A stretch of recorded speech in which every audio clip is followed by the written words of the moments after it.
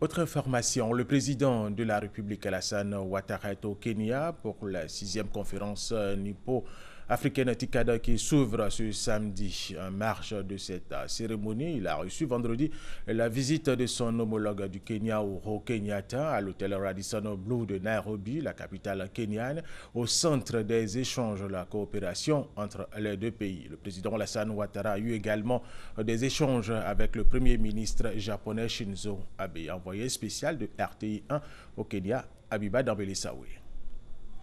Pour la première fois, la conférence internationale de Tokyo pour le développement de l'Afrique, la TICAD, est organisée sur le continent, à Nairobi, au Kenya.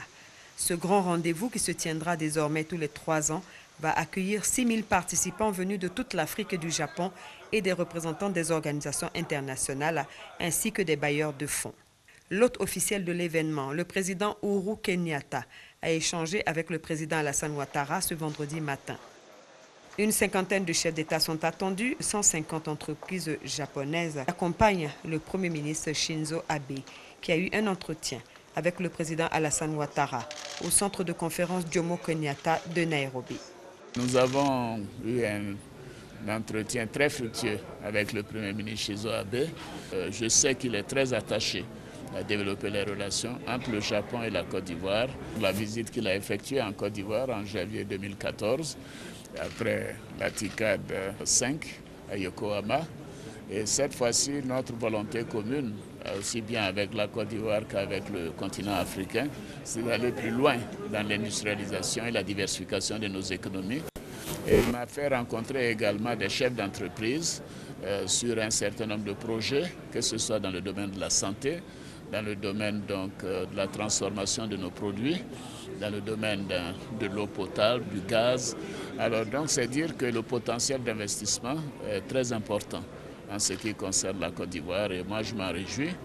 Le Premier ministre et moi nous nous rencontrons régulièrement à l'occasion de réunions de l'Assemblée générale des Nations unies, mais également des sommets. Au centre de cette 6e TICAD, l'industrialisation du continent, l'amélioration des systèmes sanitaires et la promotion de la stabilité sociale face à la pauvreté et aux extrémismes.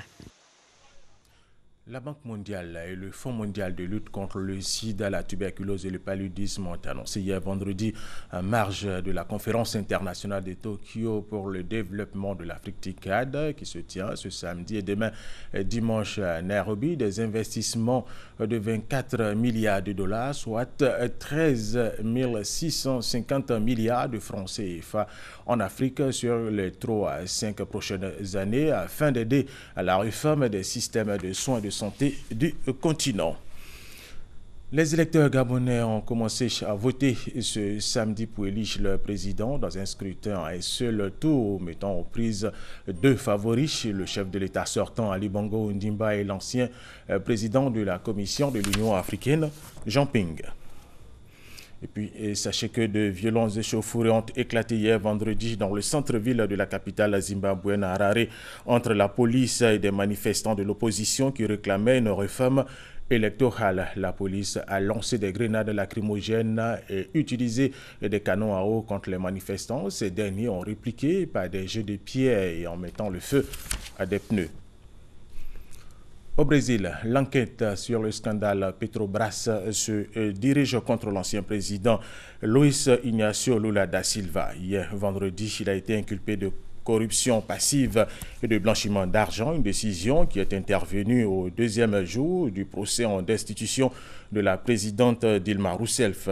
Il a déjà été inculpé en juillet dernier. On lui reprochait d'avoir essayé d'échapper aux poursuites judiciaires en briguant un poste de ministre au sein du gouvernement de Dilma Rousseff. Mais cette fois-ci, les enquêteurs s'intéressent à l'achat d'un appartement et d'une maison de campagne, des biens immobiliers acquis de manière frauduleuse selon la police. Et nous avons terminé avec cette information. Ce samedi est une journée de deuil national en Italie en hommage aux 294 morts du séisme de mercredi dernier à Arcanta del Tronto, dans le centre de la péninsule. Les drapeaux sont donc en berne dans tout le pays pour les funérailles des victimes. La cérémonie officielle a lieu à Ascoli Piceno en présence du président de la République Sergio Mattarella et du chef du gouvernement Matteo Renzi. C'est la fin de ce flash d'information. Merci de l'avoir suivi.